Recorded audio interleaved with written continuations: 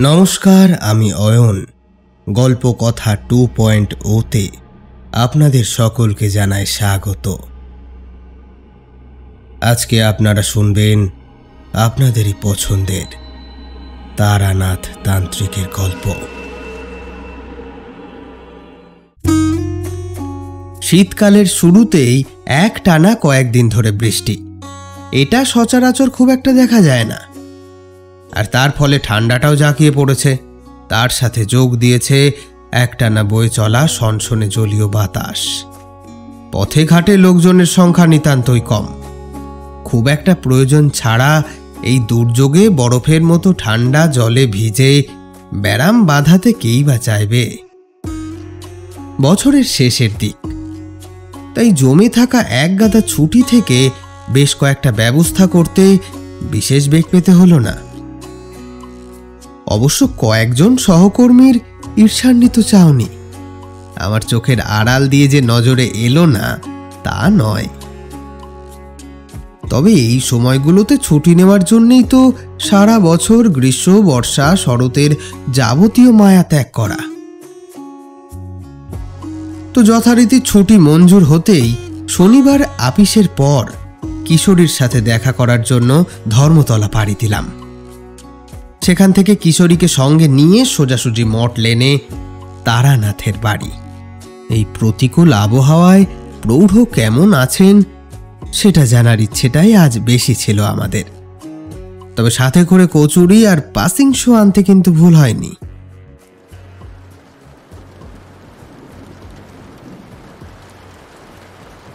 যা আশঙ্কা করেছিলাম ঠিক তাই। এই বিষণ্ণ আর্দ্র কনকনে আবহাওয়া তাকে বেশ কোণঠাসা করে দিয়েছে। ঘরে প্রবেশ করে দেখি তক্তাপোষে তারানাথ বসে আছেন। গায়ে একটা মোটা চাদর জড়ানো, চোখ দুটোতে ভরসা হারানো ভাব। সাধারণত শরীর ভালো না থাকলে এমনটাই দেখায় ওনাকে। তারানাথ আঙুল দেখিয়ে আমাদেরকে বসতে বললেন। ডান হাতের বুড়ো আঙুল ও তর্জনীর ইশারায় বোঝালেন যে চা আসছে। ঠাকুর মশাইয়ের ওইরূপ শরীরের অবস্থা দেখে আজ আর পাসিং শোটা বার করতে ইচ্ছে হলো না। শুধু কচুরিটায় চারিকে ডেকে তার হাতে দিলাম। তো যাই হোক, আমরা এসেছি মিনিট 20 হলো। তারানাথ কিন্তু এর মধ্যে একটি কথাও বলেননি। ব্যাপারটা একটু বিসদৃশ। চারি বিশাল একটা কাঁসার জামবাটিতে কচুরি তরকারি সাজিয়ে রেখে দিয়ে চা আনতে যাওয়ার উপক্রম করতেই কিশোরী তাকে জিজ্ঞেস করল, হ্যাঁ রে মা, ঠাকুরমশাইয়ের কি হয়েছে বলতো? কথাই তো বলছেন না। চারি ম্লান হেসে বলল, বাবার শরীরটা ভালো নেই কাকাবাবু, আর এই ঠান্ডার মধ্যে তিনি বেশ অস্বস্তিতে পড়েছেন। শীতকালের বৃষ্টি দেখলেই বাবা কেমন যেন হয়ে যান। দেখুন আজ আপনাদের সাথে কথা বলেন কিনা। তারানাথ এবার মুখ তুলে আমাদের পানে চাইলেন। কেমন একটা উদাস দৃষ্টি তার ওই দুই চোখে। খানিকক্ষণ ওভাবেই চেয়ে থেকে তিনি বললেন, শীতের বৃষ্টিতে ও এককালে কত দিন কত রাত শ্মশানের একটা ছোট চালায় যে কাটিয়েছি তার ইয়ত্তা নেই। আর এখন দেখো, এই পাকা ঘরে বসেও কষ্ট পাই। বয়স বাড়ার সাথে সাথে শরীরের সহ্য করার ক্ষমতাও ধীরে ধীরে লোপ পাচ্ছে হে। 60 বছরের শরীরে কত জরিবার থাকবে বলো। এই বলে আবার একটু চুপ করে গেলেন। নীরবে কচুরি তরকারি শেষ করে চায়ে একটা লম্বা চুমুক দিলেন প্রৌঢ় তারানাথ। ঘরটা বহু পুরনো আর স্যাঁতসেঁতে। তার উপর এরকম আবহাওয়ার কারণে জায়গাটা মোটেই সুখকর নয়। দেওয়ালে কালো কালো ছোপ পড়েছে। আমি ব্যাপারটা একটু ভাবলাম, তারপর কি মনে হতেই এখনই আসছি বলে বেরিয়ে পড়লাম। বাইরে বেরিয়েই একটা কাছের টেলিফোন বুথ থেকে বাড়িওয়ালাকে ফোন করলাম। কিছুক্ষণের মধ্যে আমার কাজ মিটিয়ে আবারও ফিরে এলাম তারানাথের ঘরে। কিশোরী তখন তারানাথের সাথে একাই কথা বলে যাচ্ছে। কথা বলা মানে ওই কিশোরীর প্রশ্নের উত্তরে তারানাথ নামমাত্র সংক্ষিপ্ত জবাব দিচ্ছেন। আমি এবার ওদের এই প্রশ্ন উত্তরের মাঝে জবনিকা টেনে চারিকে গলা তুলে ডাক দিলাম, মা চারি, মা একবার এদিকে আয় তো একটু। আমার এক ডাকেই চারি এসে হাজির হলো। যা তো মা, বাপ বেটির হপ্তাখানেকের মতো জামা কাপড় গুছিয়ে নে তো দেখি চট করে, আমরা এবার উঠব। হঠাৎ করে যেন ঘরের মধ্যে কি একটা হয়ে গেল। কিশোরী, তারানাথ, চারি সবার সব প্রশ্ন বান যেন ধেয়ে এলো আমার দিকে। আমি সহাস্য মুখে বললাম, ঠাকুরমশাই, অনেকের আতিথ্য তো গ্রহণ করেছেন, তাদেরকে ধন্য করেছেন, এবার একটু এই অধমের কুটিরে কয়েকদিন পদধূলি দেবেন না? আমার গিন্নি কিন্তু অনেক করে বলেছে আপনাকে আর চারিকে নিয়ে যেতে, না বললে কিন্তু বড় কষ্ট পাবে বেচারি। আমার এই প্রস্তাবে কিশোরীর মুখ সঙ্গে সঙ্গে উজ্জ্বল হয়ে গেল। সে তড়াক করে লাফিয়ে উঠে বলল, বাহ, এ তো অতি উত্তম প্রস্তাব। আমি যাই দেখি একটা ভাড়ার গাড়ি জোগাড় করে আনি মোড়ের মাথা থেকে। ওদিকে চারি আর তারানাথের মুখ হয়েছে দেখবার মতো। তারা পরস্পরের দিকে ফেলফেলে দৃষ্টি নিয়ে তাকিয়ে আছে দেখে আমি তাড়া লাগালাম, যারে মা, গুছিয়ে নে তাড়াতাড়ি, না হলে আবার যে জোরে বৃষ্টি চলে আসবে। অবাক তারানাথকে আর একটিও কথা বলার সুযোগ দিলাম না। হাতটা মুঠোর মধ্যে ধরে বললাম, কি ভাবছেন ঠাকুর মশাই? যান, উঠে তৈরি হয়ে নিন, কিশোরী গাড়ি নিয়ে এলো বলে।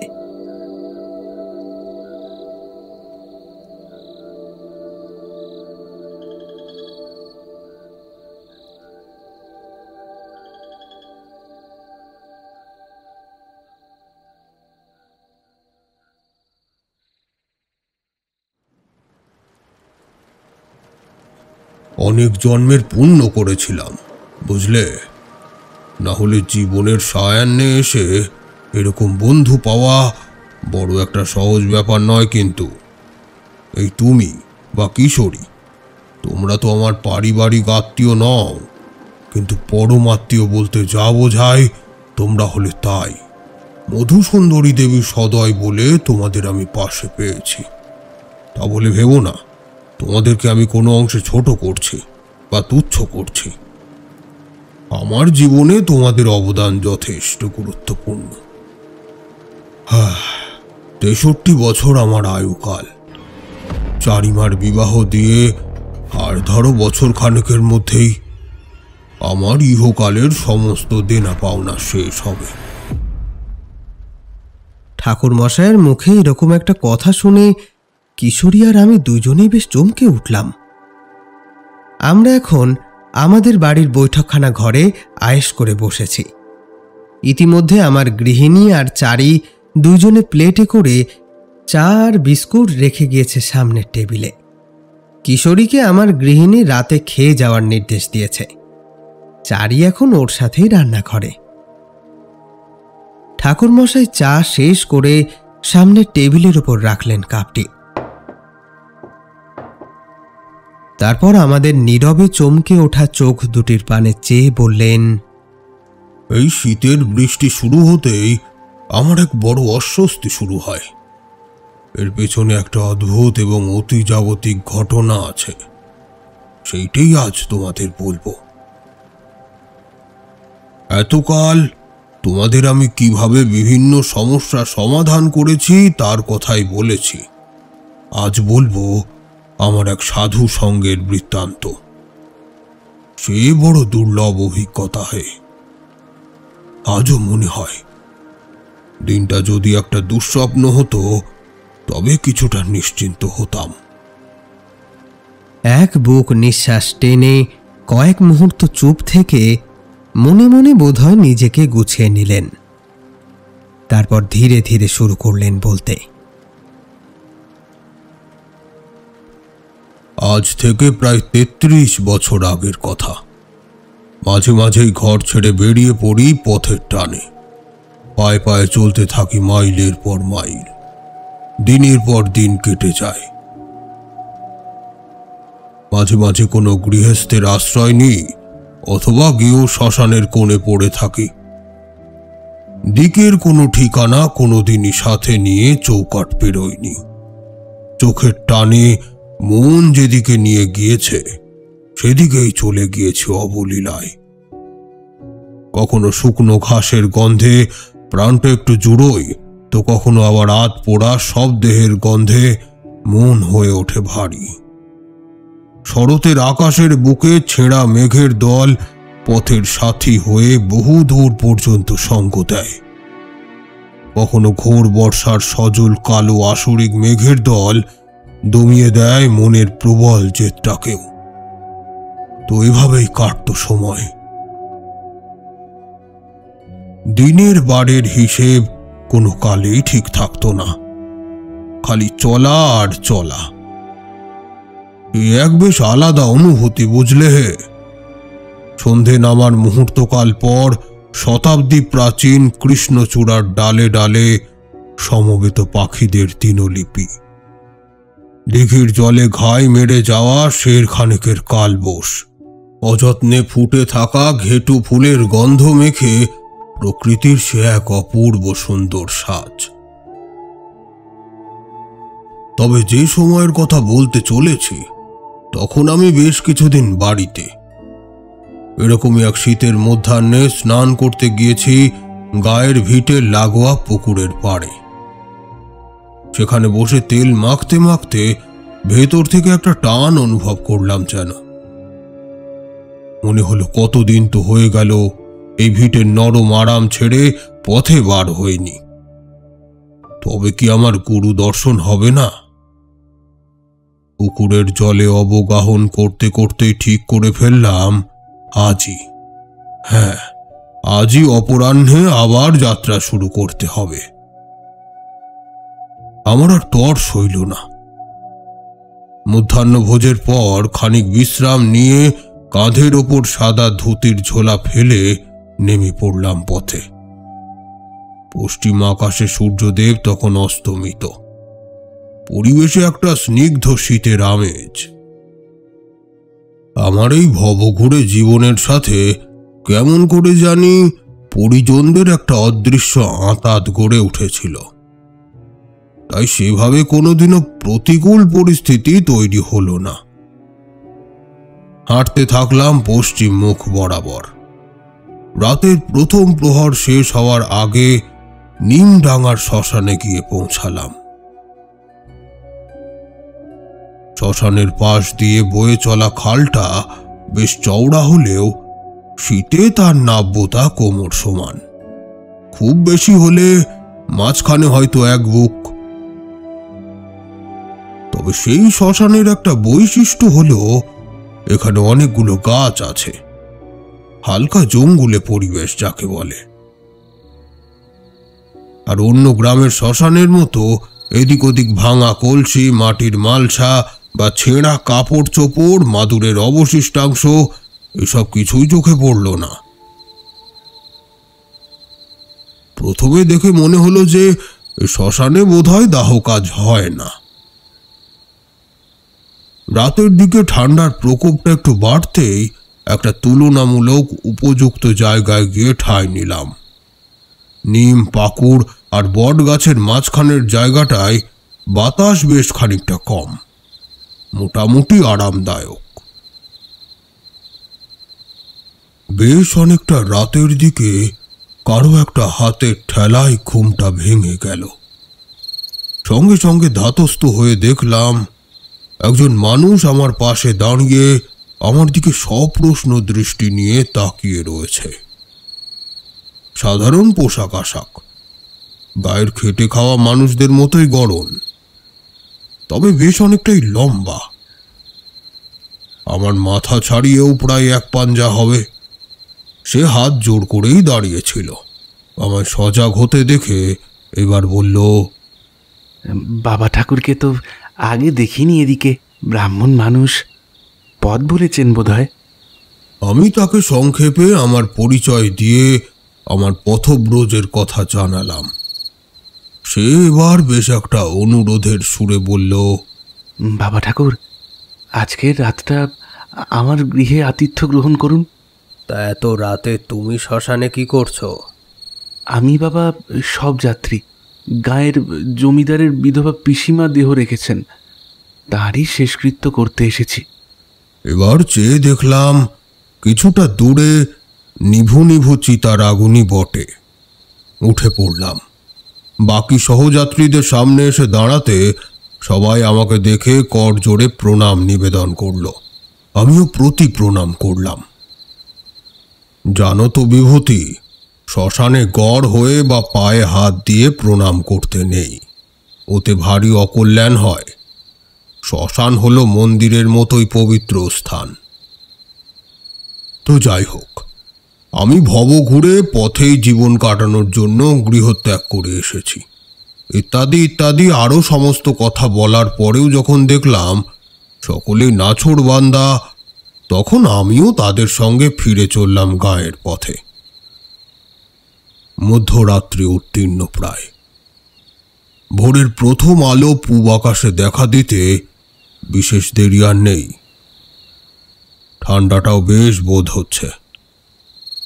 গায়ের পথের বেশিরভাগটাই আলের ওপর দিয়ে, দুপাশে চাষযোগ্য জমি। এখানে ওখানে মাথা উঁচু করে দাঁড়িয়ে আছে বৃক্ষ জাতীয় গাছপালা। বড্ড সুন্দর প্রকৃতি। ভালো লেগে গেল গ্রামটা। আরো ভালো লেগেছে শ্মশানের পরিবেশটা। আহ, এত স্নিগ্ধ পরিচ্ছন্ন শ্মশান ভূমি বড় একটা চোখে পড়ে না। তো গায়ের এক গৃহস্থের ঘরে বিশ্রামের ব্যবস্থা হলো। মধুসূদন পাত্র বড় সদাশয় ব্যক্তি, সচ্ছল গৃহস্বামী। পরিবার বলতে তার স্ত্রী মালতী আর দুই কন্যা টগর ও শিউলি। বাপের মতো তারাও বড় ভালো মানুষ। মধুর ঘরণী মালতী বেশ বুদ্ধিমতী ও অত্যন্ত সুগৃহিণী।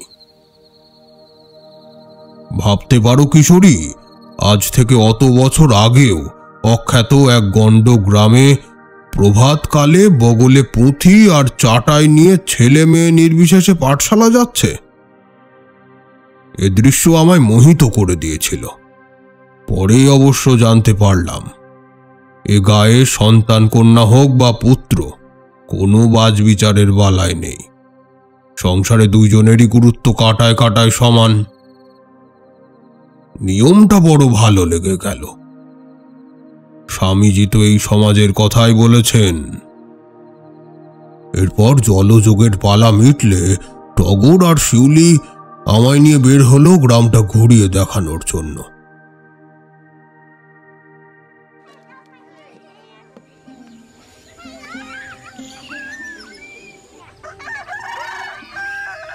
অপরূপ সুন্দর শোভা চারপাশে।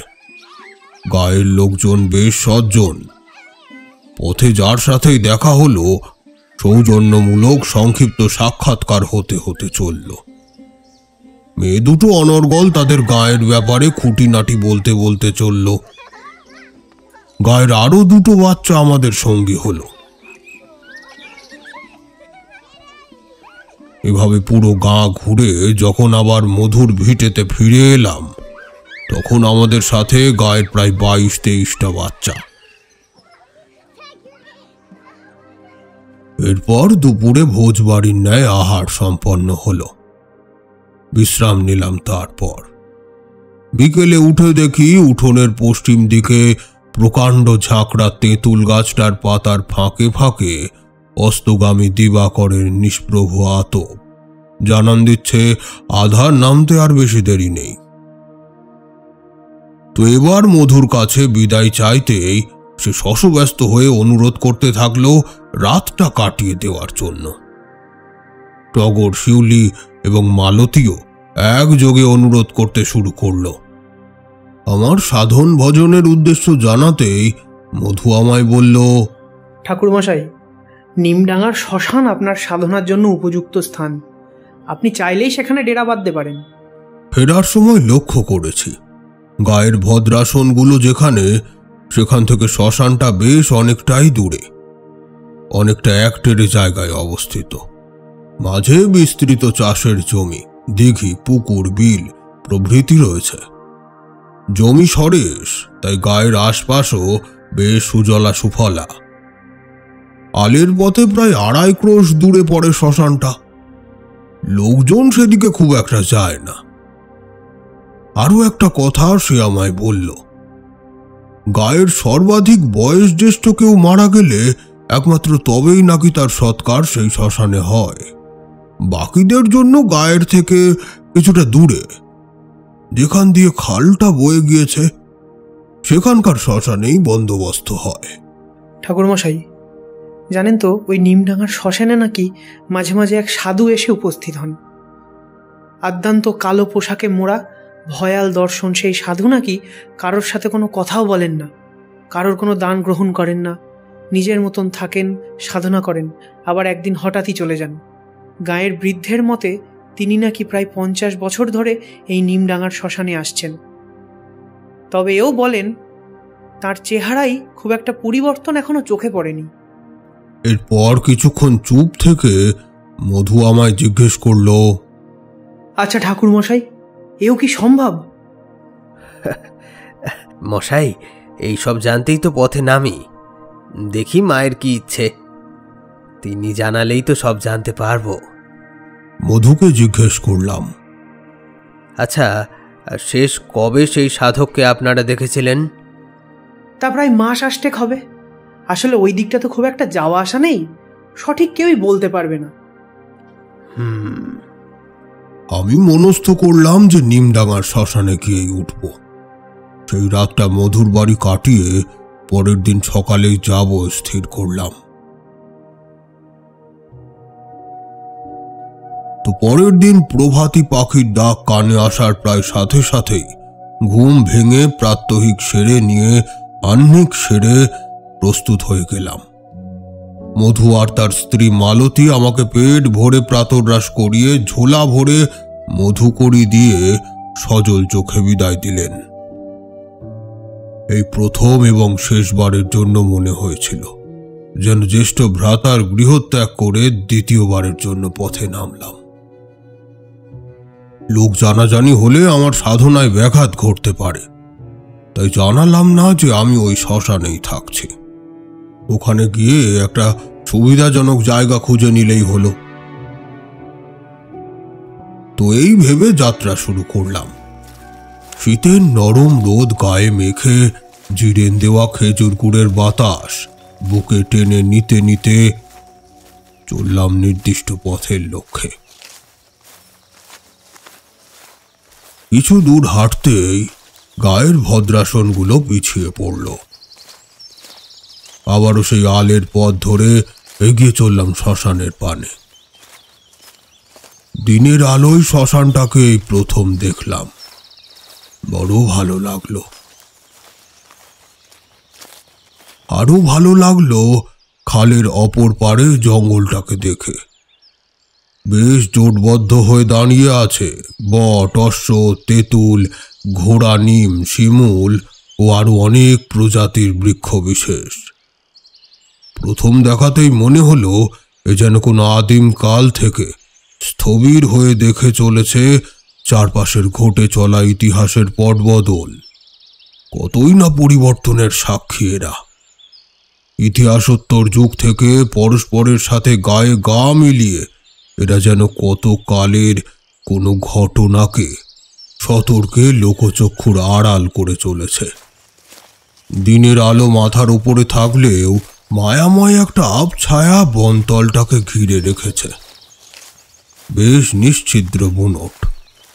কিছুক্ষণ শ্মশানের ভেতর ঘোরাঘুরি করে একটা পর্ণ কুঠির চোখে পড়ল। ভেতরে প্রবেশ করে দেখলাম 2-1 জনের মাথা গোঁজার ব্যবস্থা অনায়াসে হয়েই যাবে। প্রভাতে মধুর গৃহে পাতকোট জলে স্নান করে এসেছি বটে, কিন্তু পথের ধুলোই এতক্ষণে গা মাথা একেবারে ধূসর হয়ে উঠেছে। কম পথ তো পেরোতে হয়নি। সে যাই হোক, ঝোলাঝুলি রেখে খালের জলে অবগাহন করে বেশ একটা তৃপ্তি পেলাম।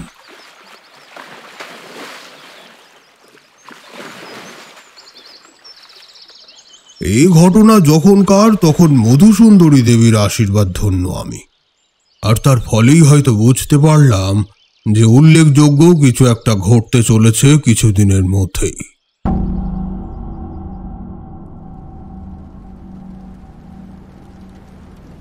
আমাদের সম্বিত ফিরল চারির ডাকে।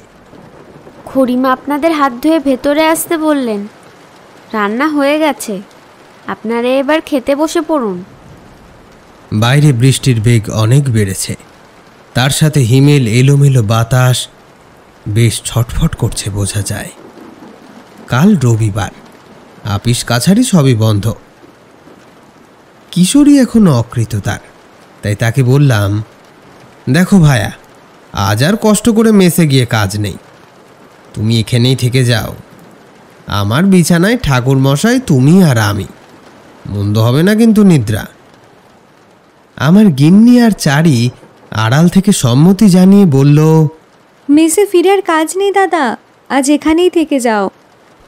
কিশোরীও প্রথমে মৃদু প্রতিবাদ করলেও পরে বাধ্য ছেলের মতোই মেনে নিল। খেতে বসে তারানাথের চোখ উজ্জ্বল হয়ে ওঠে। তার সম্পর্কে সব কথা আমাদের মধ্যে যে আলোচনা হয় সেটা বুঝতে তার আর বাকি থাকে না। ভাত, সোনামুগের ডাল, আলু বেগুন বড়ি ভাজা, বাগদা চিংড়ি, আলু দিয়ে ডালনা, পার্শে মাছের ঝাল, চাটনি, মিষ্টি, এসব দেখে তারানাথ হেসে বললেন, মাকে তো আমার সব কিছুই বলেছ দেখছি হে বিভূতি। মা আমার সাক্ষাৎ অন্নপূর্ণা। প্রাণ ভরে আশীর্বাদ করে বৃদ্ধ প্রয়োজনীয় মতো পাতে রেখে বাকিটা অন্য এক পাত্রে তুলতে তুলতে কিশোরীকে বললেন, এর কি ব্যাখ্যা দেবে বলো তো কিশোরী? ঘন্টা পাঁচেক আগেও কি আমরা কেউ জানতুম যে রাতে এই রাজভোজ আমাদের কপালে লেখা আছে? হ্যাঁ? কিশোরীও মৃদু হেসে তারানাথের দিকে চেয়ে বলল, এর ব্যাখ্যা কিছু নেই ঠাকুর মশাই, বোনটি আমার সাক্ষাৎ দেবী, তার প্রসাদেই ধন্য। আর একটু বড়ি ভাজা আছে নাকি রে চারিমা? নৈশাহার শেষ করে অল্প জর্দা মেশানো মিঠে পাতার পান চিবোতে চিবোতে একটা পাসিংশ ধরিয়ে আমার শোয়ার ঘরের আরাম কেদারায় শরীরটা এলিয়ে দিলেন তারানাথ। স্মৃতি হাতরে মনে মনে বোধহয় গুছিয়ে নিলেন একটু। তারপর শুরু করলেন তার জীবনের সেই ঘটনার বর্ণনা। ওদিকে চারি তার খুড়িমার সাথে পাশের ঘরে খোশ গল্প জুড়েছে। মাঝে মাঝে তাদের হাসির শব্দও পাচ্ছি। নির্জন শ্মশান ভূমিতে বেশ কাটতে লাগলো সময়গুলো। কিছুদিন স্বাভাবিক চলার পর হঠাৎ একদিন ভোর রাতে অন্য কুঠিরে নিদ্রারত অবস্থায় একটা অস্বস্তি হতে লাগলো। ঘুমের ঘোর তখনও কাটেনি, কেবলই মনে হতে লাগলো ঘরে যেন আমি একা নেই, আরো কেউ যেন আছে, এবং সে খুব নিকটেই আছে। আমি তার ভারী ছন্দময় নিঃশ্বাস প্রশ্বাসের শব্দ শুনতে পাচ্ছি। এমন সময় ঘুমের ভাবটা কেটে যেতেই ভোর রাতের আবছায়ায় দেখলাম একজন দীর্ঘদেহী মানুষ কখন যেন ঘরের ভেতরে এসে আমার থেকে একটু তফাতে বসে রয়েছেন। বুঝতে পারলাম না তিনি আদৌ কি আমাকে দেখতে পেয়েছেন নাকি এমনি বসে আছেন। নিশ্চিন্ত মনে কি যেন একটা করে চলেছেন তিনি। আমার চোখটাও আধারে শুয়ে আসতেই দেখলাম মানুষটা একটা সন্ন্যাসী, সুস্বাস্থ্যের অধিকারী, এবং বয়স আন্দাজ 60-এর একটু বেশি। এবার ভদ্রলোক আমাকে চমকে দিয়ে বললেন, উঠে পড়ো হে, ব্রাহ্ম মুহূর্ত ঈশ্বরকে স্মরণ করার সব থেকে উপযুক্ত সময়। জাগতিক আলসেমি ছাড়তে না পারলে যে লক্ষ্যে পথে নেমেছ তার কোনোদিন পূরণ হবে না। যদিও তোমার সংসারে ফিরে যাওয়াই ভবিতব্য, কিন্তু যতদিন সন্ন্যাস পালন করতে চাইছো ততদিন কিছু তো শিখে নাও। সংসার চালাতে হবে গুরু প্রদত্ত বিদ্যার ব্যবহার করেই। অসময়ে স্ত্রী বিয়োগ পীড়া দেবে তোমায়। একমাত্র কন্যা উজ্জ্বল করবে তোমার মুখ, সে অতি লক্ষ্মীমন্ত হবে। উচ্চ বংশে কন্যার বিবাহ হবে। জামাতা সামরিক বিভাগের উচ্চ পদস্থ আধিকারিক হবে। কন্যার স্বামী ভাগ্য এবং সেই পুরুষটির স্ত্রী ভাগ্য অতীব উৎকৃষ্ট যোগাযোগ, হরগৌরীর মিলন বলতে পারো। এইটুকু বলে তিনি পিছনে ফিরে আমার অবাক সদ্য কৈশোর উত্তীর্ণ মুখের দিকে চেয়ে বললেন, যাও, প্রাতকৃত্য সম্পন্ন করে এসে বসো, তারপর বাকি কথা হবে। আমিও বাধ্য অনুগতের মতো আমার নিজস্ব কার্যাদি করে যখন আবার তার কাছে এসে বসলাম, তখন দেখি তিনি পণ্য কুটিরের একটি দেওয়ালের পাশে তার ঝোলা থেকে অনেক দ্রব্য সামগ্রী নামিয়ে গুছিয়ে রেখেছেন। একটা কুশাসনে বসে আমায় তিনি বললেন, আমি নিশুতি রাতে এসেছি। এটা আমার প্রথম সাধন স্থল। এখানেই গুরুর দেখা পেয়েছিলাম আজ থেকে প্রায় 50 বছর আগে। সাধন ভজনের উদ্দেশ্যে বিভিন্ন স্থানে ঘুরে বেড়াতে হয় আমায়, তাও যখন মন টানে এইখানে চলে আসি আমি। গুরুর আশীর্বাদে অনেক কিছুই জানতে পারি আমি, যা সাধারণ মানুষের জানার পরিধির বাইরে।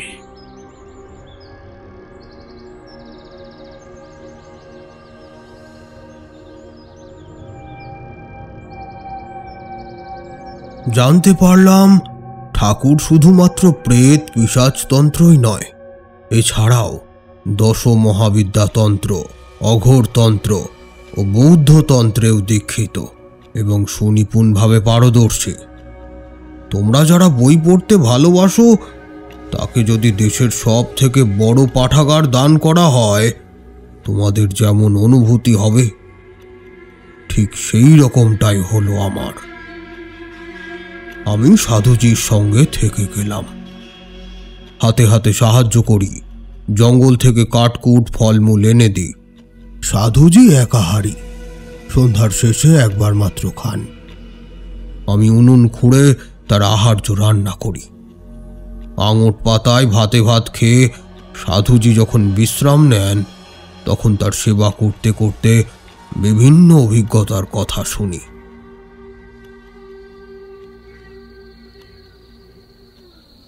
তো এভাবে বেশ কিছুদিন কেটে গিয়েছে। একদিন গভীর রাত্রে কোনো কারণে ঘুমটা ভেঙে গেল আমার। কুটিরের ভেতর সাধুজিকে দেখতে পেলাম না, কিন্তু একটু বাদেই মনে হলো বাইরে একাধিক মানুষ চাপা স্বরে কিছু যেন আলোচনা করছে।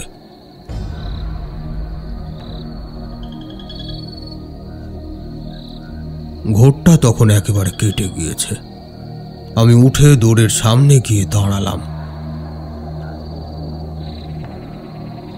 দেখলাম সাধুজি ধুনি জ্বালিয়ে বসে আছেন এবং ধুনি ঘিরে বসে আছে কতগুলি দুপে প্রাণীর মতো কিছু। মানুষ যদি ব্যাঙের মতো করে বসে যেমন লাগবে, তেমনি কয়েকজনকে ঠিক সেই রকম করে বসে থাকতে দেখলাম। দূর থেকে লক্ষ্য করেও বুঝলাম কর্কশ লাল চামড়া দিয়ে তাদের সারা শরীর আচ্ছাদিত। ধুনি যেখানে জ্বলছে সেখান থেকে আমার কুঠির মোটামুটি 70-75 হাত দূরে। রাতের আধার আর ধুনির আবছায়ায় প্রাণীগুলোর মুখ দেখা গেল না, তবে মনে হলো গুরুজি তাদেরকে কিছু যেন নির্দেশ দিচ্ছেন। অনুভব করতে পারলাম পরিবেশটাও কেমন যেন ঠান্ডা হয়ে গিয়েছে, চারপাশটা থমথমে। আর একটা ব্যাপার খেয়াল করলাম, জোনাকির আলো বা ঝিঁঝির অবিশ্রান্ত ডাক দুই সেই সময় অনুপস্থিত। একটু যেন অন্যরকম মনে হতে লাগলো। আর আর তাই আমিও কোনো শব্দ না করে ফিরে এসে আবার শুয়ে পড়লাম। জীব, উপজীব, অপজীব এসব সম্পর্কে ধারণা তখন ছিল। মাথু পাগলি যে ভেলকি আমায় দেখিয়েছিল তা তো তোমরা আগেই শুনেছ, তাই স্পষ্টতই বুঝতে পারলাম গুরুজি যাদের সঙ্গে যোগাযোগ করেছেন তারা কেউই আমাদের এই জগতের প্রাণী নয়। বুঝলাম গুরুজিও তার অর্জিত বিদ্যাকে নিজ কাজে ব্যবহার করেন। মনটা ভারী হয়ে গেল। এমনটা আমি আগে ভাবিনি, বরং উল্টোটা ভেবেছিলাম। গুরুজিকে আমার অত্যন্ত উচ্চ মার্গের সাধক বলেই মনে হয়েছিল। তো এসব ভাবনা চিন্তা করতে করতে ভোর রাতের দিকে ঘুম জড়িয়ে এলো চোখে।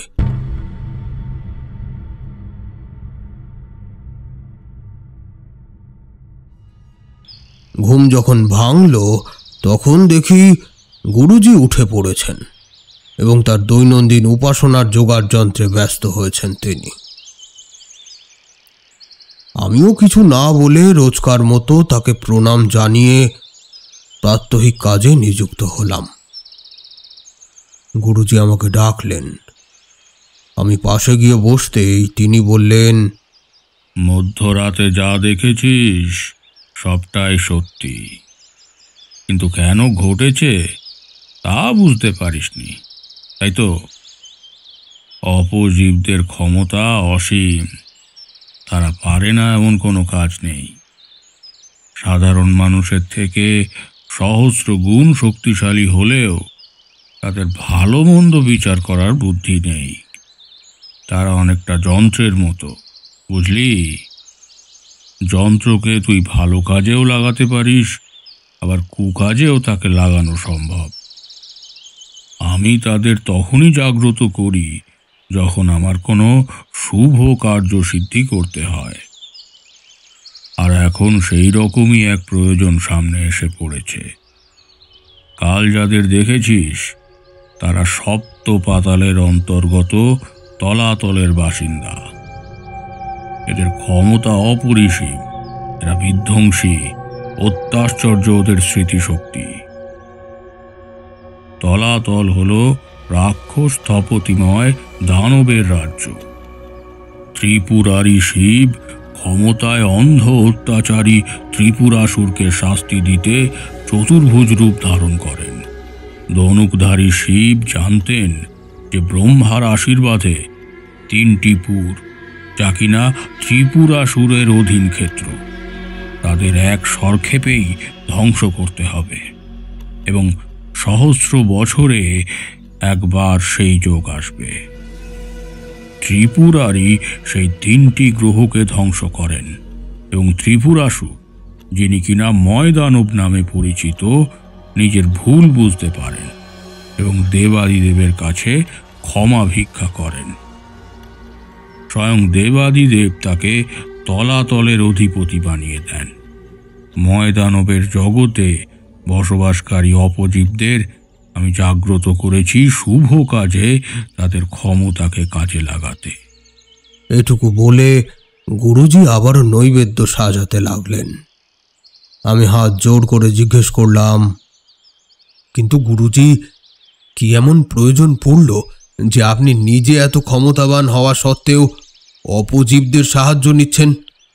মানে আমাকে কি বলা যাবে? গুরুজি ঈষৎ হেসে বললেন,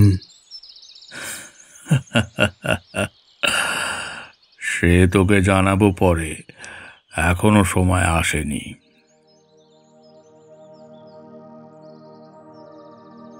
এরপর স্বাভাবিকভাবেই কিছুদিন কাটল। গুরুজি আবারও একদিন আমাকে ডেকে বললেন, এই গ্রামে আমার জন্ম হয়নি।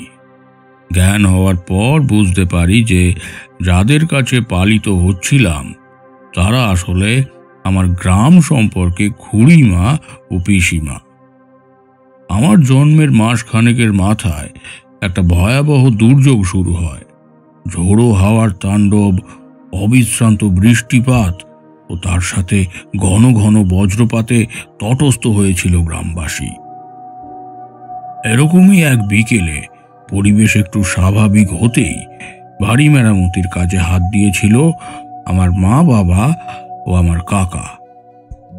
আমাকে তখন রেখে আসা হয়েছিল প্রতিবেশী বিধবা খুড়িমার কাছে।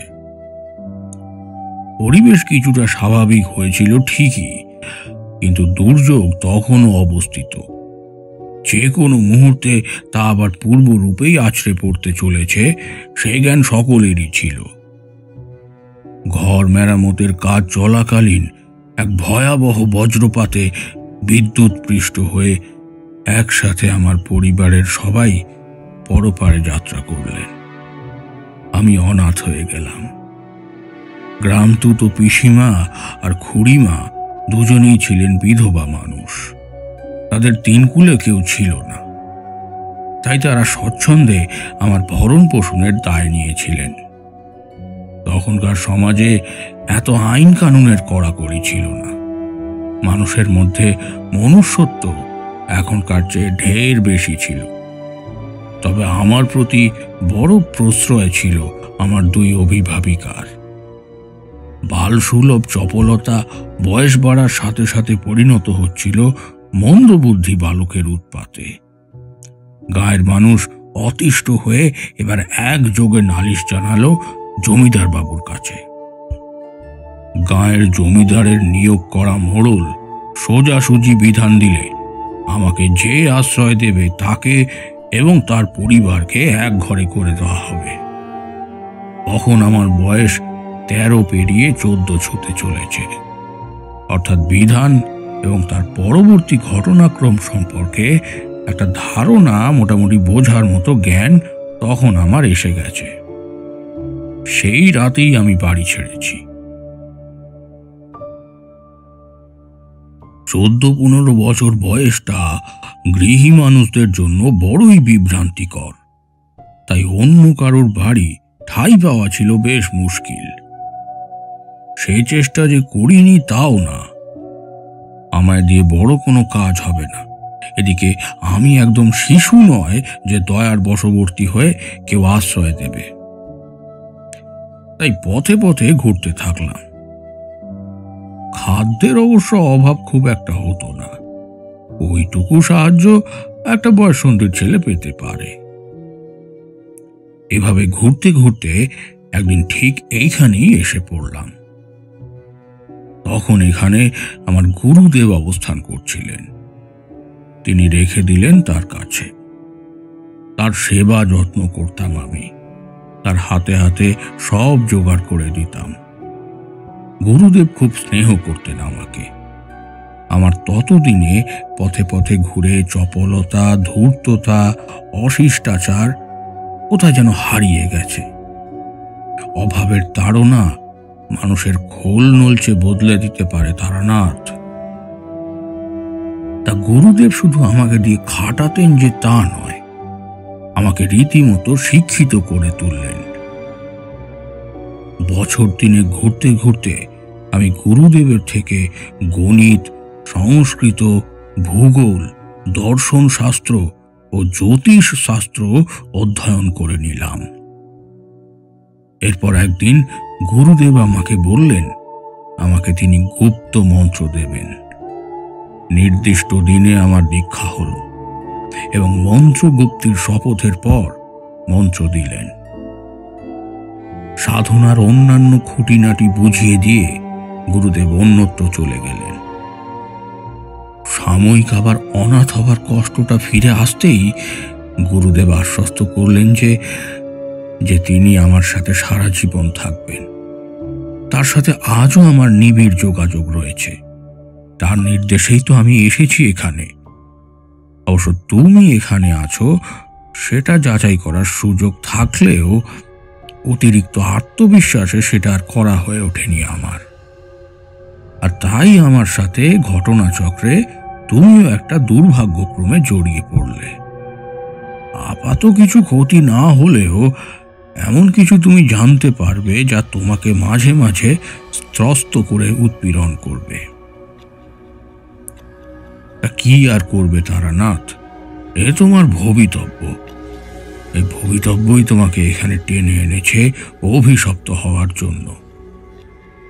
তবে ভেবো না তুমি অভিশপ্ত হয়ে রিক্ত হাতে ফিরে যাবে। আমি তোমাকে কিছু বিদ্যা দান করে যাব, যাতে যাতে অভিশাপের জ্বালার ক্ষতে কিছুটা শান্তির প্রলেপ দিতে পারো। গুরুদেবের প্রদত্ত বীজ মন্ত্র ও সাধনার দ্বারা ক্রমেই সিদ্ধি লাভ করলাম। কিন্তু গুরুদেব শিখিয়েছিলেন যে শিক্ষার পথে কখনো থেমে যেতে নেই, পিছিয়ে পড়তে নেই। তাই তাকে স্মরণ করে পথে বেরিয়ে পড়লাম নতুন জ্ঞান ও বিদ্যা লাভের আকাঙ্ক্ষায়। তখন বয়স অল্প, কিন্তু সাধনায় সিদ্ধি লাভ করে আমার মানবিক আচরণেও অনেক পূর্ণতা এসেছে। সাধু সঙ্গ করতে লাগলাম বিভিন্ন স্থানে ঘুরে ঘুরে। যতই শিখতে লাগলাম, আরও জ্ঞান লাভের খিদে আমায় তাড়িয়ে নিয়ে বেড়াচ্ছিল। শুধুমাত্র দশমহাবিদ্যার সিদ্ধি লাভ করতে আমার সময় লেগেছিল 12 বছর। তখন আমার বয়স মধ্য 30। এরপর নেফার উত্তরতম প্রদেশের এক গোমফার এক বৌদ্ধ তান্ত্রিক লামার সাথে পরিচিত হয় মা কামাখ্যার দর্শনে গিয়ে। তিনি নিজেই আমাকে সাথে করে সেই বৌদ্ধ মঠে নিয়ে যান। লামা বৃদ্ধ হয়েছিলেন। তাকে দেখাশোনার ফাঁকে আমি তার থেকে উগ্রতারা, যমন্তক এবং নীল সরস্বতী তন্ত্রে দীক্ষা লাভ করি। সেখানে আমি ছিলাম প্রায় 4 বছর। গুরু লামা লাঞ্চেন সাংপো যখন নির্বাণ লাভ করলেন, তখন আবার আমি পথে নেমে পড়লাম। পায়ে হেঁটে বাংলাদেশের প্রতিটি দেবীপীঠ দর্শন করেছি আমি। সাধু সঙ্গে আরো অনেক সতীপীঠ দর্শনের সৌভাগ্য ঘটেছে আমার। তবে এবারে অদ্ভুতভাবে এক যোগাযোগ হলো। বালুচিস্তানে অবস্থিত মূলতীর্থ হিংলাজ দর্শন করার সৌভাগ্য জুটে গেল। আর আসল ঘটনাটা ঘটেছিল এই হিংলাজ দর্শনের সময়।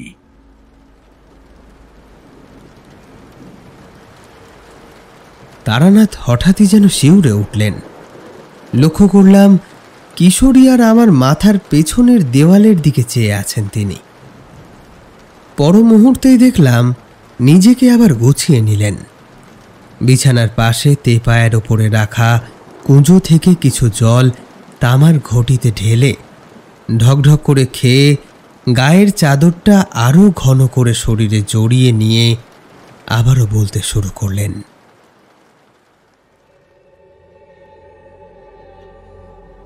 সেই সময় আমি কাশীতে এক অঘোর তান্ত্রিক মায়ের কাছে পৌঁছেছি। মা আনন্দময়ী জ্ঞানের অফুরান ভাণ্ডার। তার নির্দেশেই 3 বছর চলল আমার মৌনব্রত পালন। মা একদিন হাঁ করতে বলে আমার জিভটা তার 2 আঙুলে চেপে ধরে বিড়বিড় করে কিছু মন্ত্র পড়ে বললেন, যা এবার ঘুরে বেড়াবে, যা চোখ খুলে দেখবি, কান পেতে শুনবি, আর চৈতন্য দিয়ে বুঝবি। আর মনে রাখবি, তোর মা কিন্তু এখানে জিভ কামড়ে বসে রইল। জিভ কামড়ে থাকলে কি আর কেউ কথা বলতে পারে রে? সময় হলে ঠিক তুই এখানটায় আবার আমার কোলে ফিরে আসবি। আবার তখন তুই আমাকে মা বলে ডাকবি। মা বেটায় মিলে আবার অনেক গপ্প হবে। আর মনে রাখিস, যতদিন তুই মৌন ব্রত পালন করছিস ততদিন কিন্তু তোকে অজগর ব্রত এবং পঞ্চী ব্রত পালন করতে হবে। অজগর ব্রত মানে হলো কারোর থেকে কিছু চেয়ে খাওয়া যাবে না, এমনকি ভান্ডারাতেও নিজে থেকে যাওয়া যাবে না। কেউ স্বেচ্ছায় কিছু দিলে বা ভান্ডারাতে আমন্ত্রণ করলে তবে মাত্র খাওয়া যাবে। আর পঞ্চী ব্রত হলো যেদিন যে বেলা খাওয়া জুটবে সেদিন সেই মুহূর্তে সেটুকু খেতে হবে, পরে খাওয়ার জন্য জমিয়ে রাখা যাবে না। তা সব বুঝিয়ে মুখে কুলু পেটে মায়ের চরণ স্পর্শ করে বেরিয়ে পড়লাম হিমালয়ের উদ্দেশ্যে। 3 বছর হিমালয়কে ঘর বাড়ি বানিয়ে মুখ থেকে কঠোর ব্রত পালন করেছি। কৈলাস মানস সরোবর পর্যন্ত পায়ে হেঁটে ঘুরে এসেছি। 3 বছর পর মায়ের কাছে ফিরে আসতেই নিঃসারে মুখের ভেতর থেকে প্রথম শব্দ বেরিয়ে এলো, মা। কোলের ছেলে ফিরে এলে যেমন আনন্দ হয়, মা তেমন আনন্দ করে আমার সাথে নানা গল্প জুড়ে দিলেন। এ কথা সে কথা বলতে বলতে মা আমায় বললেন, চল এবার মা বেটাতে মিলে হিংলাজ মাকে দর্শন করে আসি। দেখিস সেখানে মরুভূমির মধ্যে মায়ের মূর্তিকে কত যত্ন করে হানাদারদের হাত থেকে বুক দিয়ে আগলে রেখেছে মুসলমানেরা। সেখানে জাত পাত ধর্মের কোনো বাধা নিষেধ নেই রে। মা তো মাই হয়, 2 ছেলের হোক বা 10টা। সে বড় পবিত্র জায়গা রে বাপ। চল চল এবার তোকে নিয়ে ঘুরে আসি, আর সময় বেশি নেই আমার হাতে।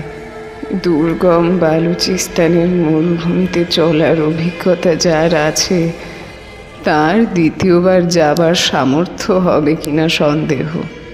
বড় রুক্ষ কর্কশ পাথর আর বালুতে পরিপূর্ণ পথ, রোদের তেজ ভয়াবহ, পানীয় জলের অভাব সর্বদা, খাদ্য অপরিমেয়, সঙ্গে করে বয়ে নিয়ে যেতে হয়। অনেকে পুরোটা পথ অতিক্রম করার আগেই আত্মার শরীর ছেড়ে বের হয়ে পঞ্চভূতে বিলীন হয়ে যায়।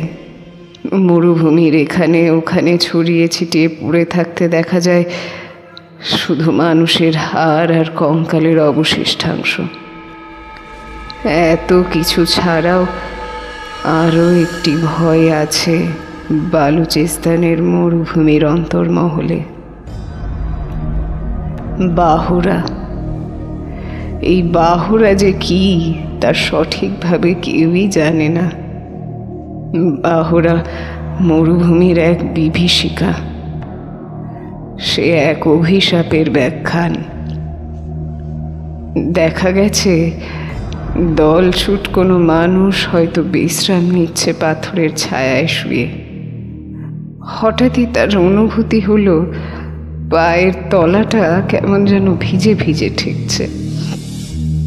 খানিকক্ষণ বাদে পায়ের তলার চামড়া ফেটে রক্ত বের হতে থাকে, আর সেই রক্ত পরম তৃপ্তিতে পান করতে থাকে এক বা একাধিক প্রাণী, যাদের অস্পষ্ট দেহ মরীচিকার মতো দেখতে পাওয়া যায়।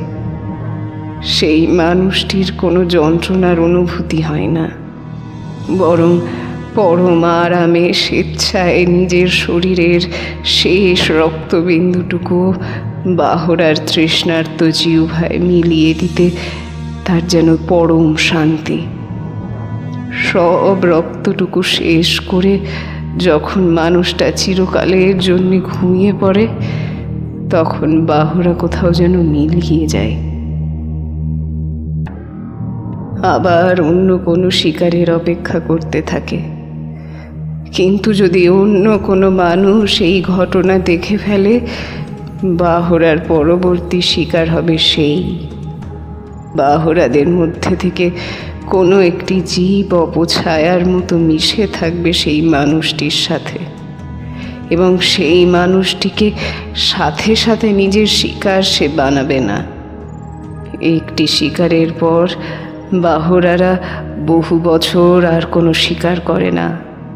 আবার তাদের যখন শিকারের প্রয়োজন হয়, তখন তারা খুঁজতে থাকে মানুষের মতো কোনো প্রাণী, যার রক্ত উষ্ণ, লবণাক্ত এবং লৌহের মৌল দিয়ে গঠিত। যে মানুষটির সাথে বাহুরা ছায়ার মতো লেগে গেল, সেই মানুষটির কোনো পরিত্রাণ নেই।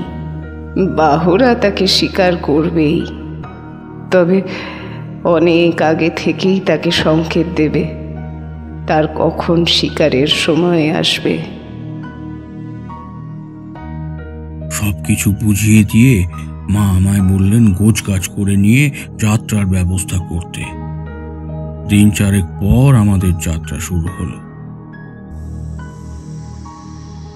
সব বাধা বিপত্তি, পথ চলার ক্লান্তি, চারিদিকের বুক ফাটা হাহাকার সব শুনতে শুনতে অর্ধমৃত মাকে নিয়ে কোনো মতে পৌঁছালাম হিংলাজ মায়ের থানে। পাহাড়ের বুকে কি অপরূপ মায়ের ঠাঁই! মানুষজন বড় কষ্ট করেও প্রাণ দিয়ে আগলে রেখেছে মায়ের মন্দিরটাকে। বর্বর দস্যু ও হানাদারদের বারবার প্রতিহত করেছে।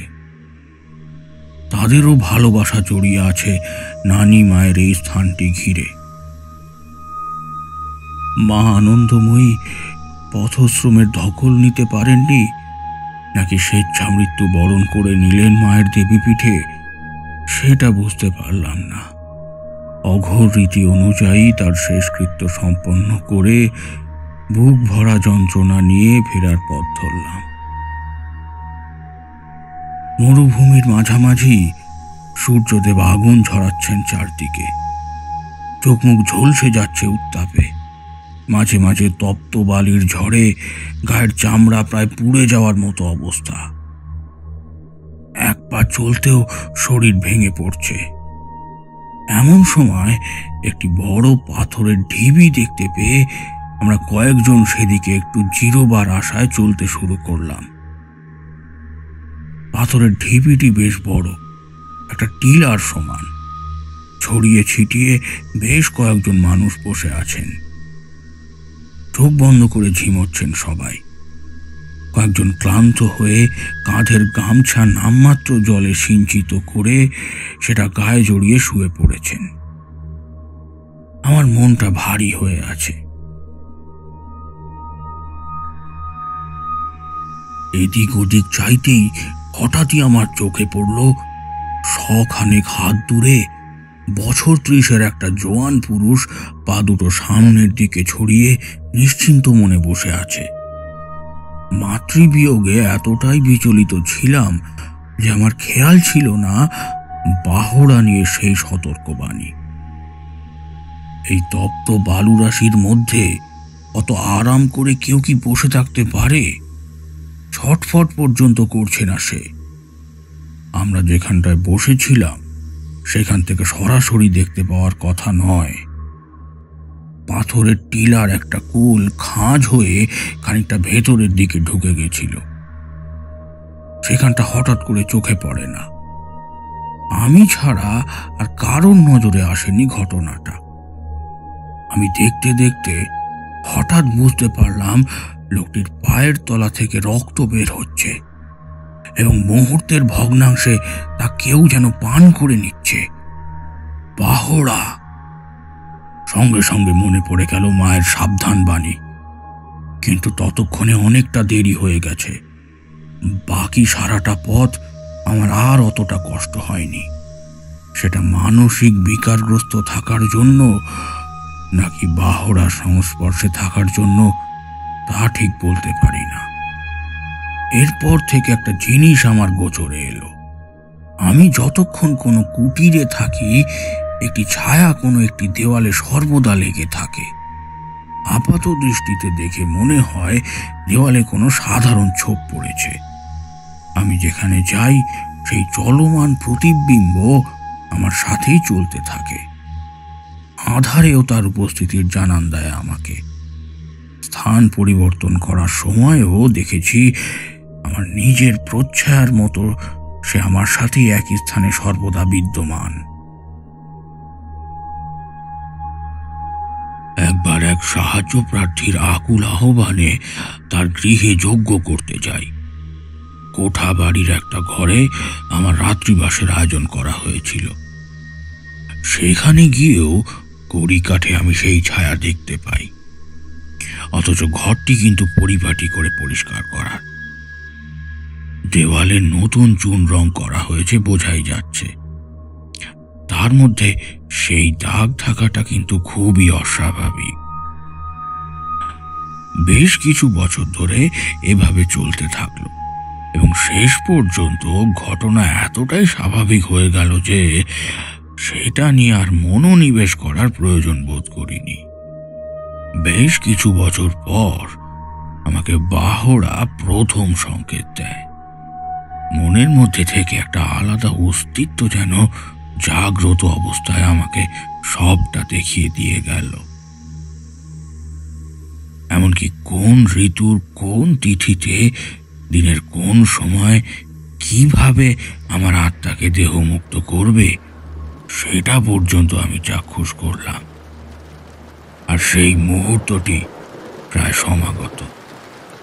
আজ থেকে আর 10 মাসের মাথায় এক শীতের রাতের প্রথম প্রহরে আমার জীবন সমর্পিত হবে বাহড়ার হাতে।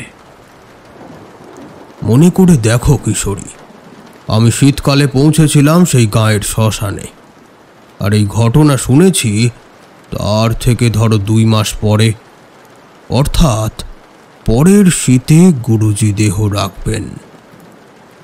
তো আমি গুরুজিকে জিজ্ঞেস করেছিলাম যে এর থেকে কোনো পরিত্রাণের উপায় আছে কিনা। তিনি বলেছিলেন, কোনো পরিত্রাণের উপায় তো নেই, বরং বাহড়ার পরবর্তী শিকার হবে তুমি, তারানাথ। আমার বিচক্ষণ থাকা উচিত ছিল এবং এখানকার পরিস্থিতি জেনে তারপর আমার এখানে আসার সিদ্ধান্ত নেওয়া উচিত ছিল। তাহলে অন্তত তুমি রক্ষা পেতে। আমি ভীত সন্ত্রস্ত হয়ে গুরুজির দিকে তাকাতেই গুরুজি অভয় মুদ্রায় আমাকে আশ্বাস দিয়ে বললেন, চিন্তা করো না তারানাথ, বাহড়া একটা শিকার করার পর বহু বছর কোনো অনিষ্ট করে না। তোমার জীবনের পূর্ণতা প্রাপ্ত হয়ে তবেই তোমার রক্ত গ্রহণ করবে। আর হ্যাঁ, এ মৃত্যুও বড় শান্তির, বড় আরামের। শরীরের কোনো কষ্টবোধ নেই।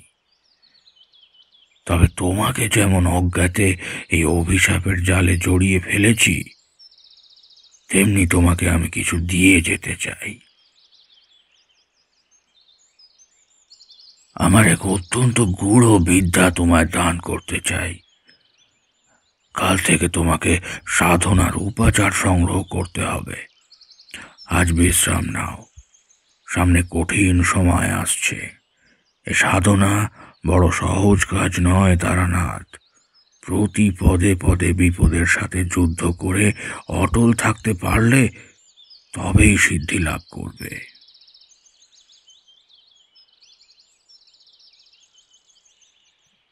এই বলে গুরুজি শুয়ে পড়লেন।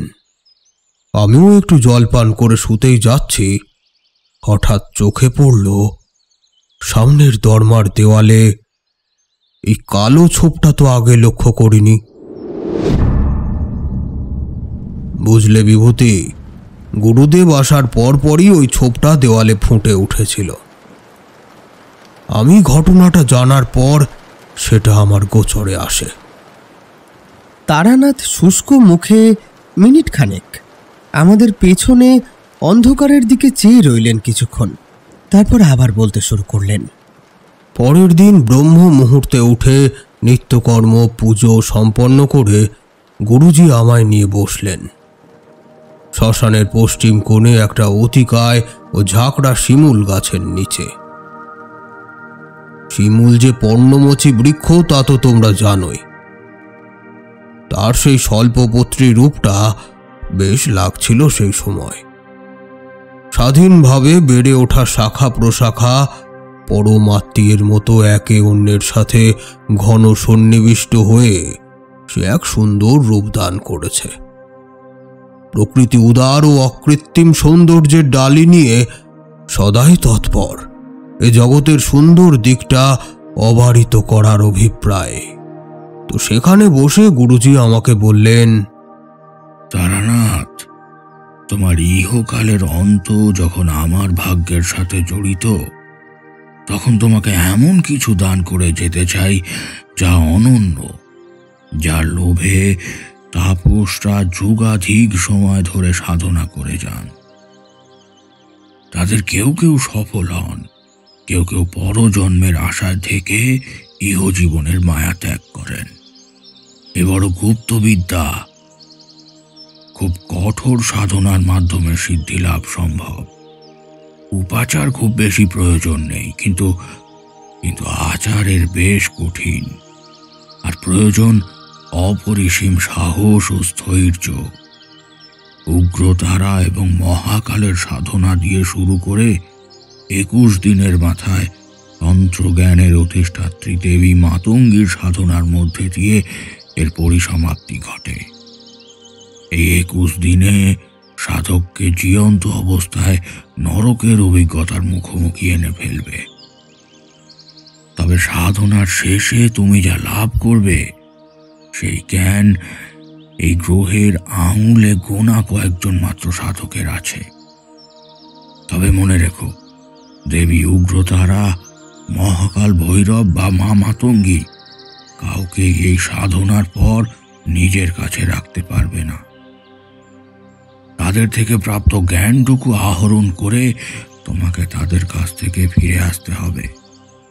তারা তোমাকে লোভ দেখাবেন, ত্রস্ত করবেন, কিন্তু লক্ষ্যে তোমায় অবিচল থাকতেই হবে, না হলেই কিন্তু সর্বনাশ। মনে রেখো কথাটা। সেদিন দেখেছিলাম গুরুজির অপরিসীম জ্যোতিষশাস্ত্রের কি নিদারুণ এক জ্ঞানের ঝলক।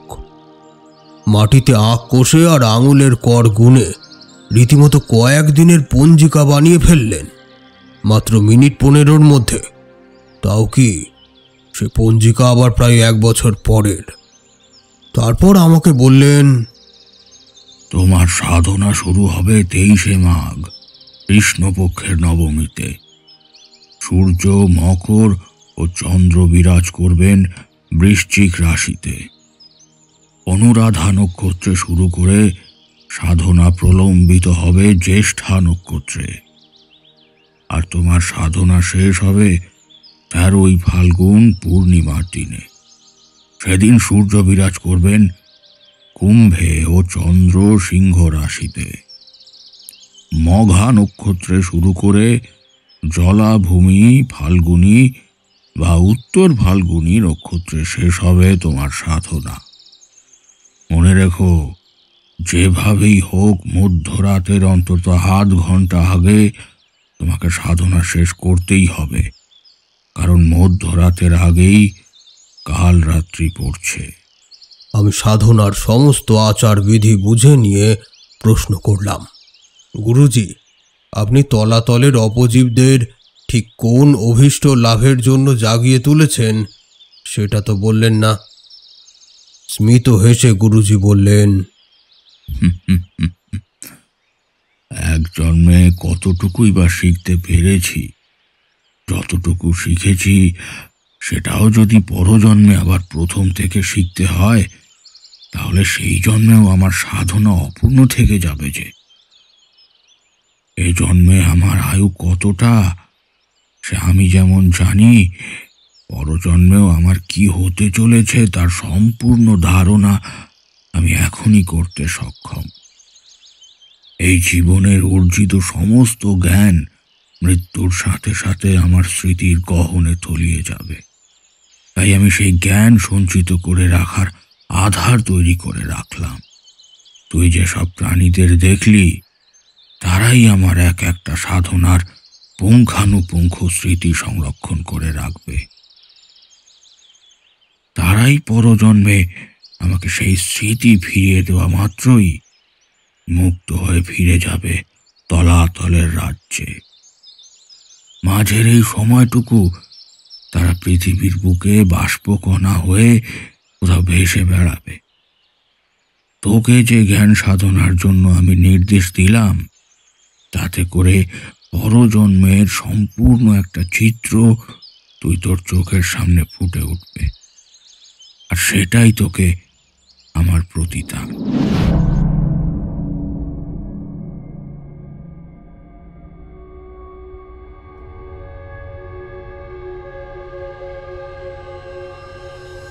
এক বছর পরে নির্দিষ্ট দিনে গুরুজির হাত থেকে পদ্মবীজের মালা গলায় ধারণ করে দেবাদিদেব মহাদেব, গৃহদেবী কাত্যায়নী, সিদ্ধিদাতা গণপতিকে স্মরণ করে সাধনায় বসলাম। প্রথমে দেবী উগ্রতারার সাধনা শুরু করলাম। ওং দেবী পণ্যগ ভূষিতাম এই মন্ত্র 1,00,000 বার জপ করলে মন্ত্র সিদ্ধ হয়। তারপর যে কামনা করে উক্ত মন্ত্র জপ করা তা আরো 108 বার জপ করলে কার্য সিদ্ধ হয়। কিন্তু মুশকিল হলো এক নাগাড়ে জপ করে যাওয়া। আমার সাধনা শুরু হলো ঠিক সূর্যাস্তের 1.25 ঘন্টার মধ্যে। ধীরে ধীরে আধার গাঢ় হতে শুরু করেছে সবে। শ্মশানে হোমাগ্নি জ্বলছে, চারিদিকে আর কোথাও কোনো আলোর রেখাটুকুও চোখে পড়ে না। এক মনে আমি জপ চালিয়ে যাচ্ছি। ওং দেবী পন্নগ ভূষিতাম হিমরুচিং শীতাং শঙ্খ প্রভং মুক্তারত্ন পরিতকণ্ঠং বালানাং রক্তম্বরং বিভৃতি সুলাক্ষী গদাধরং সুরগণং বৈকুণ্ঠমুখী। এভাবে কেটে গিয়েছে অনেকক্ষণ। ধুনির আগুনে এতক্ষণ যে একটা আরামদায়ক উষ্ণতা পাচ্ছিলাম, হঠাৎ সেটা বদলে গেল হাড় হিম করা শীতলতায়। তার সাথে শুকনো পাতা উড়িয়ে বয়ে চলল ঠান্ডা বাতাস। হাড় অবধি কেঁপে উঠল যেন।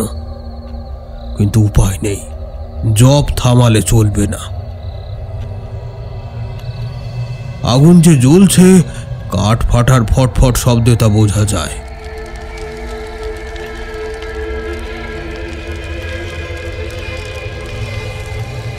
তো বেশ কিছুক্ষণ এরকম চলার পর একটা স্থিতিশীল শৈত্য প্রবাহ রেখে পাগলের মতো বাতাস বওয়াটা বন্ধ হলো। আমার চোখ কিন্তু বন্ধ, তাও মনে হতে লাগলো আকারে বেশ বড় একপাল শিয়াল লোভাতুর চোখ নিয়ে আমাকে পাক খেতে খেতে পর্যবেক্ষণ করে চলেছে।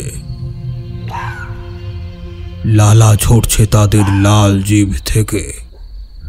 ধারালো দাঁতগুলোর ফাঁক থেকে জান্তব ধ্বনি চাপা গর্জনের মতো শোনাচ্ছে।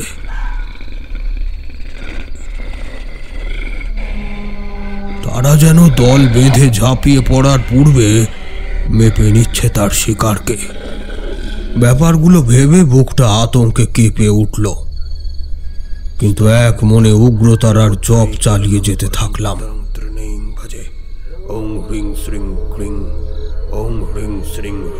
এভাবে আরো বেশ অনেকটা সময় কেটে গিয়েছে।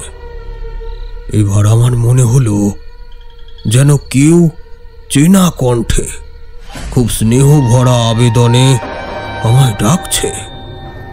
এই স্বর আমার খুব চেনা, আমার দাইমা। মুহূর্তক্ষণ বিহল হয়ে পড়িনি যে তা নয়, কিন্তু সাথে সাথে মনে পড়ে গেল দাইমা গত হয়েছেন তা বছর 3 আগে।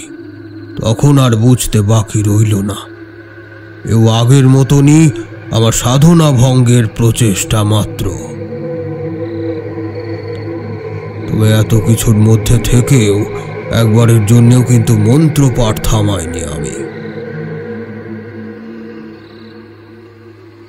আসলে অনেকক্ষণ ধরে একটা মন্ত্র নির্দিষ্ট সুর ও তালে উচ্চারণ করে চললে সেটা একটা লয়ে পরিণত হয়ে যায়, আর খুব সহজেই তখন অভ্যাসের অন্তর্গত হয়ে পড়ে তা। আমার ক্ষেত্রেও তাই হয়েছিল। এক নাগাড়ে উচ্চারণ করে যাচ্ছিলাম মনে মনে। ভোর রাতের দিকে বন্ধ চোখের আড়াল থেকেই উপলব্ধি করতে পারলাম বাতাসে এক অপূর্ব সুবাস। মুঠো মুঠো কস্তুরী, চন্দনের গুঁড়ো ও ধুনো ছড়িয়ে দিয়েছে যেন কেউ। চরাচরের সমস্ত তমসা মুছে গিয়ে ঝলমল করছে প্রশান্ত এক প্রভাতী আলোর বেশ। স্বর্গীয় এক বাতাসে হৃদয়ের অন্তঃস্থল পর্যন্ত যেন চুড়িয়ে যাচ্ছে। এমতো অবস্থায় হঠাৎ কানে ভেসে এলো এক অতি মধুর দৈবিক নারী কণ্ঠ। বহু দূর থেকে ভেসে আসছে সে কণ্ঠস্বর। বিশ্বাস করো বিভূতি, ঠিক ভুল যাচাই করার বুদ্ধি ততক্ষণে লোপ পেয়েছিল। তাই কুশের আসনে ষষ্ঠাঙ্গ হয়ে চোখ না খুলেই বলেছিলাম, তোমার অধম সন্তানকে তবে তুমি দয়া করলে মা, সদ্জ্ঞান সুবিদ্যা আর সুবুদ্ধি দিও মা। অনেক দূর থেকে খালি মায়ের আলতো হাসির শব্দ পেলাম।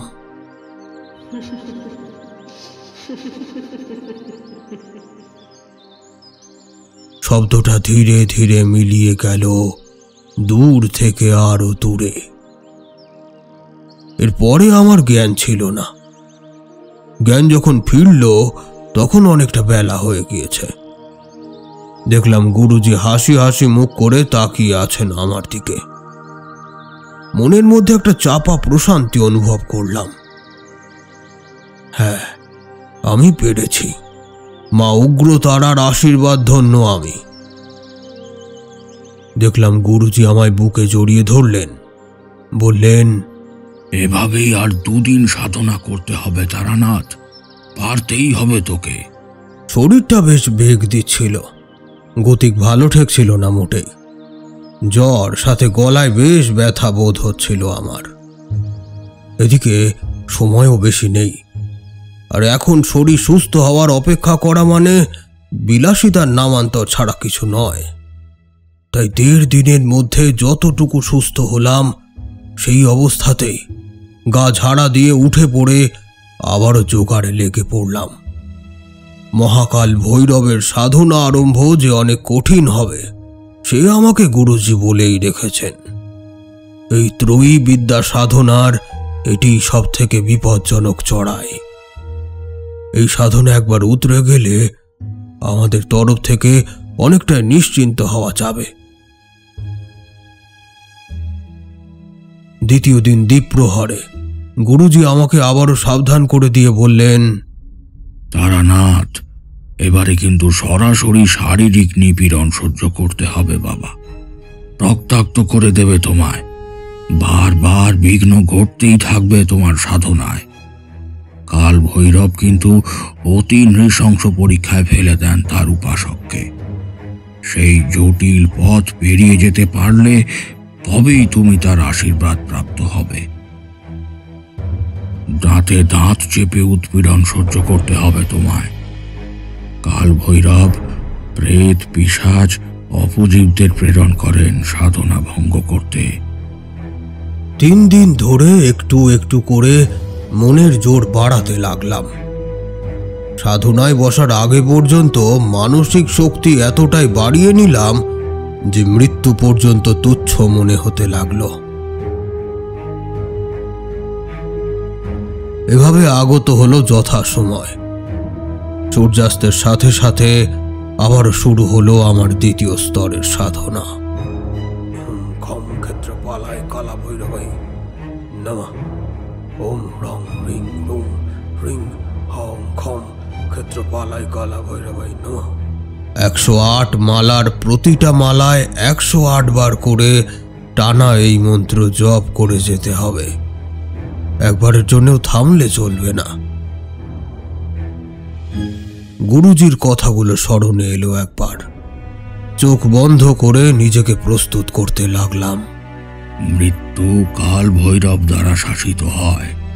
কাল ভৈরব অতীত বা নিয়তিও নয়, তিনি এই মুহূর্তে সর্বদা উপস্থিত।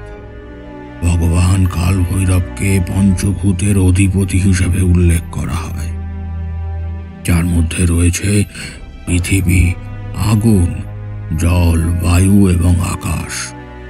কাল ভৈরব হলেন মহাদেবের অন্যতম ভয়ঙ্কর রূপ।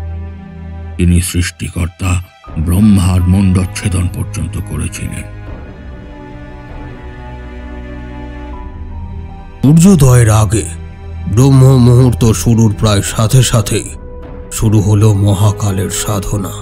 অনুভব করলাম অল্প কিছুক্ষণের মধ্যেই চারপাশটা ভরে উঠল নারকীয় পুঁতি গন্ধে। সে গন্ধে গা গুলিয়ে ওঠে। শ্বাসের সাথে ভেতরে গেলে ফুসফুস পর্যন্ত জ্বালিয়ে দেয়। আমি কিন্তু তার মধ্যেও চালিয়ে যেতে থাকলাম আমার মন্ত্রোচ্চারণ। অত্যাচারের মাত্রা তীব্র থেকে তীব্রতর হলো।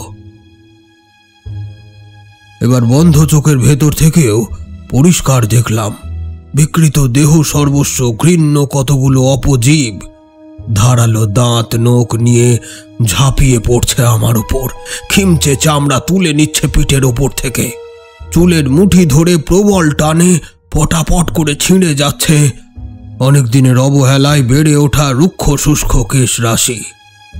কাঁধ থেকে কিছুটা মাংস কামড়ে তুলে নিল কোনো এক জীব। আমি যত তাড়াতাড়ি পারি এক মনে জপে যেতে থাকলাম মহাকালের মন্ত্র। এবার যা দেখলাম তা আরো ভয়ঙ্কর। সারা আকাশ ঢেকে গিয়েছে, পুরো পশ্চিম দিকের দিক চক্রবাল জুড়ে ধেয়ে আসছে আগুনের মেঘ। তা যেন ঢেকে ফেলতে চাইছে সমস্ত চরাচরকে। আগুনের বৃষ্টি, আগুনের বজ্রাঘাতে খণ্ড খণ্ডিত হয়ে চলেছে সর্বস্ব। ভেবে দেখো হে তোমরা, যদি দেখো একটা বিশাল আগুনের মেঘ চরাচর গ্রাস করতে এগিয়ে আসছে, ঠিক কেমন লাগবে বলো দেখি।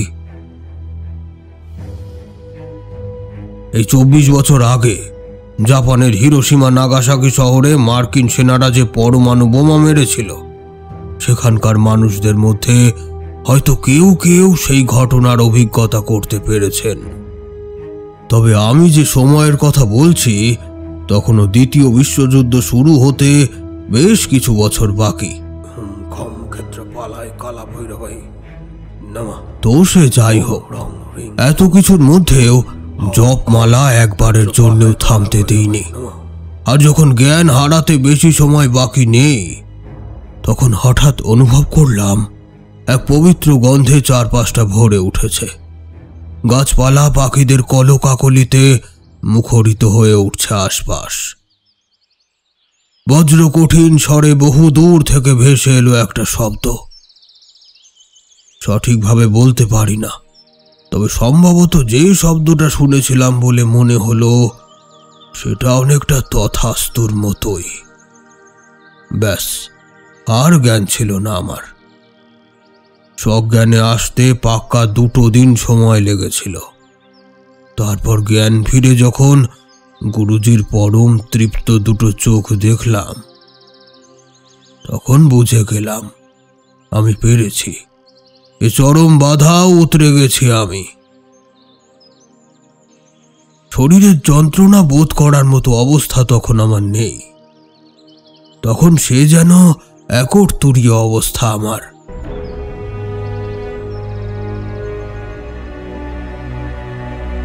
দেখতে দেখতে 13ই ফাল্গুন এসে গেল। আজ আমার ত্রয়ী জ্ঞান সাধনার 3য় তথা শেষ দিন। আজ তান্ত্রিক সরস্বতী মা মাতঙ্গীর বর লাভের আশায় সাধনায় বসব। এ অত্যন্ত গুহ্য বিদ্যা এবং সংসারী মানুষের এর বীজ মন্ত্র না জানাই ভালো। তাই আমিও আর তোমাদের সামনে উচ্চারণ করতে চাই না, তোমাদের অযাচিত বিপদের মধ্যে ফেলতে চাই না। তো শোনো, সকাল থেকে উচ্ছিষ্ট খাদ্যদ্রব্য চারপাশে ছড়িয়ে, কয়েকদিনের আকাচা ধুতি চাদর ইতস্তত ছড়িয়ে, উচ্ছিষ্ট পোড়া মাছ, উচ্ছিষ্ট দেশি মদের ভোগ প্রভৃতি নিবেদন করে দেবীর জপ শুরু করলাম। সন্ধে তখন ঘন হয়ে বিস্তার করতে শুরু করেছে। 2-1বার ডাকিনী, হাকিনী, শাকিনী এরা মারাত্মক দুঃস্বপ্নের মতো ভয় দেখিয়েছে। কিন্তু ইতিপূর্বে মহাকালের সাধনায় আমাকে এসব সহ্য করার জন্য অতীব সুঠাম করে দিয়েছিলেন। তাই ভয়ে অন্তরাত্মা কেঁপে উঠলেও একবারের জন্য মনে হয়নি যে সাধনা ফেলে পালাই বা মন্ত্রোচ্চারণ থামাই। আরও একটা ব্যাপার ছিল, এই সাধনা সম্পন্ন করার জন্য সময়সীমা ছিল খুব কঠোর। কারণ একটা সময় পর কাল রাত্রি পড়ার তিথি ছিল, আর অসম্পূর্ণ সাধনা নিয়ে কাল রাত্রে প্রবেশ করার অর্থ কি জানো কিশোরী? সাক্ষাৎ মৃত্যু। তবে আমার ক্ষেত্রে তেমন কিছুই যে হয়নি তা তো দেখতেই পাচ্ছ। পরমেশ্বরের দয়ায় আর গুরুজির আশীর্বাদে আমি ত্রিজ্ঞান লাভ করলাম। এর ফলস্বরূপ যেটা হলো, আমিও গুরুজির মতো এই জগতে আমার ভবিষ্যতের দিন আর আগামী জন্মের দিনগুলো সম্পর্কে পরিষ্কার তথ্য লাভ করলাম। এর ঠিক পরের দিন অপরাহ্ন যখন দিবাকরের শেষ আলোর প্রতি অভিমানে মুখ রক্তরাঙা করে তুলেছে, খালধারের পাড়ের ঝোপে শিয়ালের আনাগোনা শুরু হয়েছে, গাছে গাছে পাখিরা ফিরে এসেছে, অপেক্ষা করছে বাকিদের ফিরে আসার, ঠিক সেই সময় মনটা যেন হঠাৎই খুব খারাপ হয়ে গেল। আমি যাচ্ছিলাম পাশের গায়ের বাজার থেকে চাল ডাল আলু সংগ্রহ করে আনতে। মাঝপথেই স্থির হয়ে কয়েকটা মুহূর্ত দাঁড়িয়ে রইলাম। তারপর অসঙ্গতিটা মাথায় ধাক্কা লাগতেই পাগলের মতো ছুটে চললাম, তবে বাজারের দিকে নয়, শ্মশানের কুটিরের দিকে। সেখানে পৌঁছানোর আগেই দেখতে পেলাম বিশাল বড় শিমুল গাছটার নিচে সামনের দিকের পা দুটো ছড়িয়ে পরম শান্তিতে বয়ে যাওয়া খালের জলের দিকে তাকিয়ে আছেন গুরুজি। তার দুটো পদতল রক্তাক্ত, আর তা যেন অদৃশ্য কিছু বারবার মুছে দিচ্ছে। গরমকালের দুপুরে বড় খোলা মাঠের ধারে দাঁড়ালে বাতাসে যেমন রংহীন অস্পষ্ট স্পন্দিত একটা আবছায়া দেখতে পাওয়া যায়, গুরুজির পায়ের থেকে অল্প কিছু দূরে সেরকমই কিছু একটা দেখতে পেলাম। পরে আমি অনেক কিছু জানতে পারি, যদিও তার ভালো দিকটাই বেশি। খারাপ যা হওয়ার ছিল তাই হয়েছে।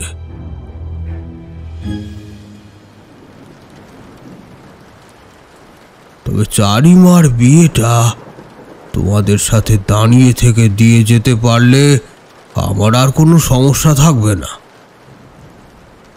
শোনো তবে বিভূতি, কিশোরী, আর 1 বছর 2 মাস 8 দিনের মাথায় গা ভর্তি গয়না আর সিঁথি ভর্তি সিঁদুর নিয়ে স্বামীর ঘর আলো করতে যাবে আমার মা চারি। চারি শ্বশুরবাড়ি চলে গেলে আপনার বড় কষ্ট হবে, তাই না ঠাকুরমশাই? কিশোরী ম্লান মুখে প্রশ্নটা করতেই তারানাথ জিজ্ঞেস করলেন, তা তো হবেই, তা তো হবেই। তবে তোমাদের চোখটাও ভারী ভারী ঠেকছে যে। কি ব্যাপার হে কিশোরী, ভাইজি শ্বশুর বাড়ি যাবে বলে? আমরা একটু মেকি হাসি হেসে স্বাভাবিক হওয়ার চেষ্টা করলাম। তারানাথ এবার বেশ উদাস ও ভীত গলায় বললেন, এরকমই এক শীতের রাত, সারা দিন ধরে বৃষ্টি ঝরে সন্ধ্যা নামবে। সেদিনটায় সকাল থেকে পথে ঘাটে লোকজনও কম বেরুবে। সেই দিন মঠ লেনের বারান্দায় একা বসে বসে সামনের দিকে পা ছড়িয়ে পরম শান্তিতে ঘুমিয়ে পড়ব চিরকালের জন্য। তোমরা খবর পাবে, তবে তখন না, পরের দিন সকালে। বাহরা ঠিক ততদিনই সময় ধার্য করেছে আমার জন্য। আমার রক্ত পান করে সে আবারও ফিরে যাবে বালুচিস্তানের মরুভূমিতে, কোনো দল ছুট পথিকের অপেক্ষায়। মিনিট খানেকের নীরবতা ভেঙে বেশ গদগদ হয়েই তারানাথ শেষ বোমাটা ফাটালেন। হতাশ হয়েও না হে, সামনের জন্মে আমি চারিমার কোলে ফিরে আসব, তার ছোট্ট ছেলেটি হয়ে। আর এই জীবনের তন্ত্র শিক্ষা সংরক্ষণের বিদ্যাও গুরুজি আমাকে শিখিয়ে গেছেন, আর আমি সেগুলোকে সংরক্ষিত করে রেখেছি তলাতলের বাসিন্দাদের কাছে।